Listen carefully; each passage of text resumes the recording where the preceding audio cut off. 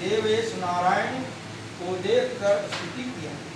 हे महाराज, आप वचन, मन और कर्म को धारण करने वाले योग्य अनंत शक्ति और त्रिगुण निर्गुणात्मक हैं। हे महाराज, अब आप सभी प्राणियों को उत्पन्न करता, भक्तों के दुख के नाशक, यह स्तुति सुनकर भगवान विष्णु बोले कि हे नारद, तुम किस काम से आए हो? हमारे मन में क्या है? हमसे जो पूछोगे वह हम कहेंगे। नारद जी बोले, हे नाथ, मनुष्य लोग के सब प्राणी अनेक योनियों में उत्पन्न होकर इस काम पर कैसे हो? हे महाराज, छोटे उपाय से उनका देश सुनना चाहता।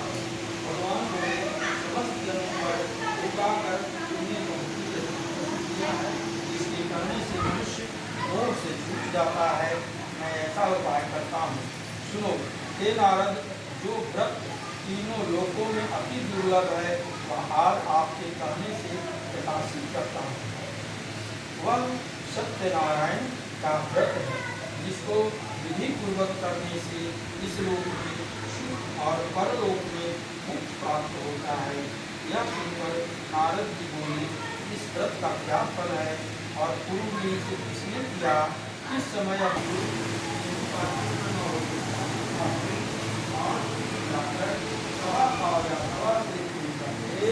भक्ति से सत्यनारायण भगवान को भोग लगा, बांधवों के साथ कथा सुनकर ब्राह्मणों को दक्षिणा दी।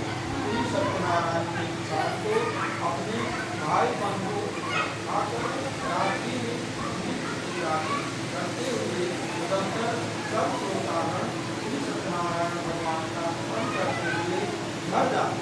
इस प्रकार जब तो करने से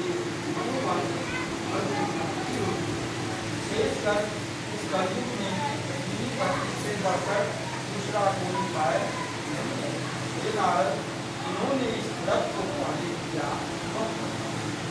काशीपुर में निर्धन सतानंद नाम का एक ब्राह्मण विधा पाप से नित्य पृथ्वी पर भिक्षा मांगने हेतु पूछता।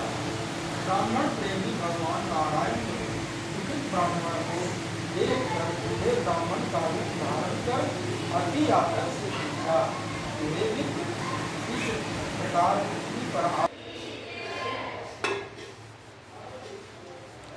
तो बैठक चाहिए, पूरे घूमे टहली चलते। उतना नहीं है बाबू, ये है ना तो कितना खाबो चुपचाप रहा ना, बात के लिए गला के रखे घर के बात डालो कथा सुन खाना खाबे हैं दियो हो गलो कथा आउ का हो गले पांचो पांच की छह का सात हो गए अभी चौथा अध्याय है। अभी चौथे हो गए।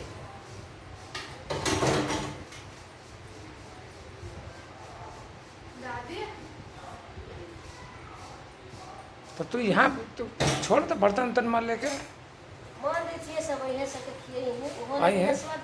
आई है से खाई है अपन आप का। अरे बेटा बाबू इतना दिन बस सब कथा करे थे सबके तन याद तन मर्दाना सब औरत सबके ये भी नहीं करते हम सब चीज अच्छी बनाए लोग कब करे वाला उतना कोई नहीं थे। हो गए हमारी जिंदगी खत्म, सब कहानी खत्म। चल देखो तो शादी कैसे होगा इस साल नवंबर में है ना? नवंबर ठंडा में ठीक रहो तो बाबू। कंफर्म है नवंबर? नवंबर कंफर्म है। हाँ या भागी करो चाहे मत करो, दूसरे जगह हम काम में वापस करो, पर आप लोग को पढ़ाई में जो करना उससे पर जाओ। पढ़ाई तो बिना चलते मत जिंदगी मर गई होगा, सब बर्बाद हो गई। भागी क्या आप लोग पढ़ाई में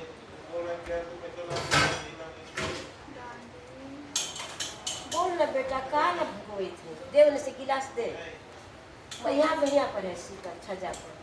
अरे तू यहाँ पीछू मेरे ने मत होइए भाई गिर पे गिलास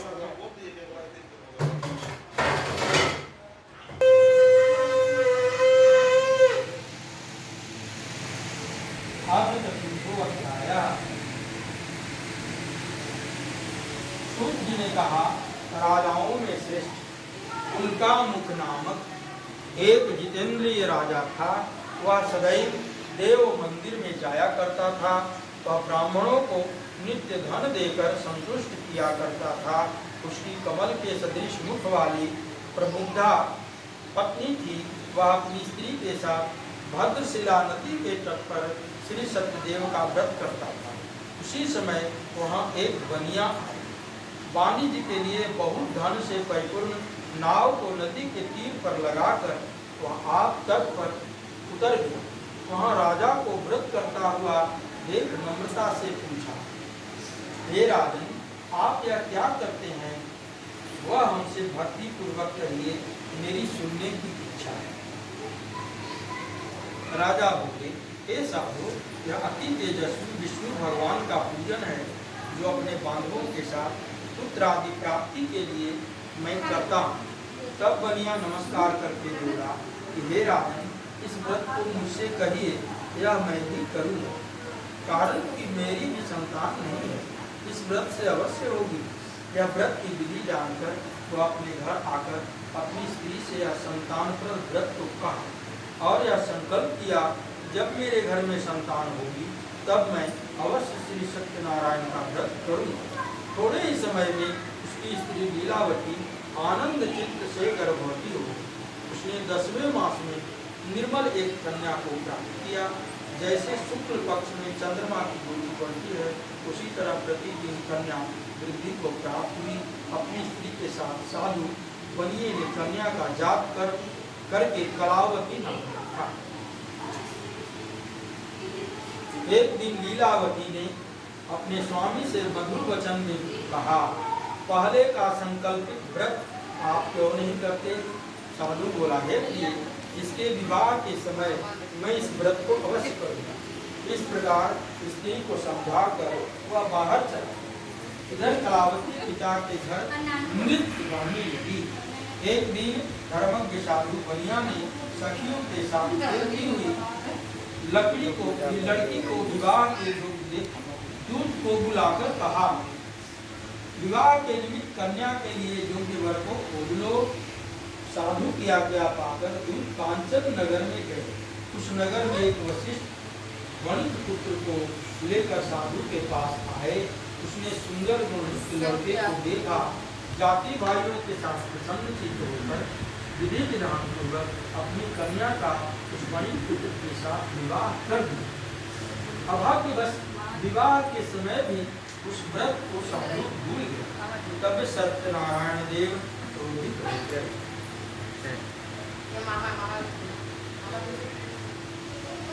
कुछ दिन बाद निज कर्म में अति चतुर शाहूकार समुद्र के निकट रत्न सागरपुर नामक नगर में जाकर व्यापार करने लगा। इसी समय सत्यनारायण स्वामी ने साधु को प्रतिज्ञा से भ्रष्ट देकर उसको साफ दिया कि तेरे ऊपर बड़ा भारी क्यों पड़े। उसी दिन चोरों ने राजा के धन को चुरा अपने पीछे देखते हुए साधु की दिशा में चले। दौड़ते हुए राजा के दूतों को आता देखकर धन को यहीं रखकर चोर कहीं जाकर छिप गए। राजा के दूतों ने साधु के निकट आकर राजा के धन को देखा। आज्ञा राजा साधु को देखकर बिना विचारे ही आज्ञा दे दिया। फिर तो उन्हें गायन श्रम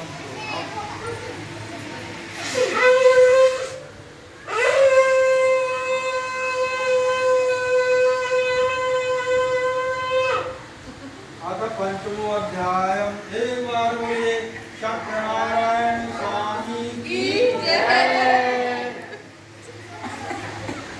जोकर मामा है ना।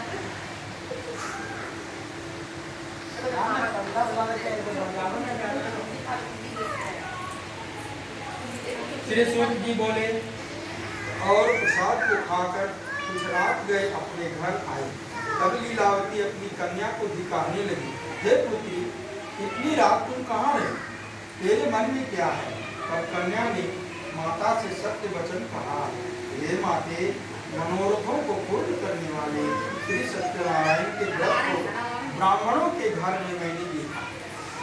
लीलावती कन्या कलावती का वचन सुनकर श्री सत्यनारायण व्रत को करने के लिए उद्यत पतिव्रता साधु की स्त्री अपनी कन्या सहित बंधु बांधवों के साथ श्री सत्यनारायण व्रत को किया। उसने सत्यदेव से यह दिव्य वर मांगा है कि हे सत्यदेव, हमारे पति और दामाद जल्दी अपने घर लौटा। मेरे पति दामाद के अपराध को आप क्षमा करने योग्य हैं, अतः क्षमा करें। इससे सत्यनारायण स्वामी संतुष्ट हो गए और चंद्रकेतु राजा को स्वप्न किया कि हे राजन, कल सवेरे ही सज्जन बनियों को छोड़ दो और उनके धन को भी जो तुमने दिया है वह दे देना, नहीं तो हम धन पुत्र के सहित तेरा राज्य को नष्ट कर। यह बात राजा से कहकर सत्यनारायण प्रभु प्रातः काल के समय राजा जनों के साथ सभा में मंत्री जनों से अपना स्वप्न सुनाकर बंधे हुए बंदियों को शीघ्र छोड़ दो ऐसा आदेश दिया। यह सुनकर दूत लोग बंदियों को बंदी खाने से छुड़ाकर राजा के निकट लाए और विनय वचन बोले, हे महाराज, हम इन दोनों बंदियों को बंधन से छुड़ा कर लाए हैं, अब आपकी क्या आज्ञा है। उन दोनों ने महाराज चंद्रकेतु को नमस्कार कर पूर्व वृत्तांत का स्मरण करते हुए राजा चंद्रकेतु से साधु तथा दामाद ने कुछ नहीं कहा। बनी पुत्रों को देखकर राजा आदर से बोला, यह भाग्यवश तुम लोगों को बड़ा दुख मिला है, अब आप लोग भय न करें। इस प्रकार राजा ने कहकर उन दोनों के हाथ पैर की हथकड़ी बेड़ी कटवाकर क्षौर कर्म कराया, फिर वस्त्र और आभूषण आदि देकर बलियों को अत्यंत संतुष्ट किया। पहले जितना धन लिया था उसका दूना धन देकर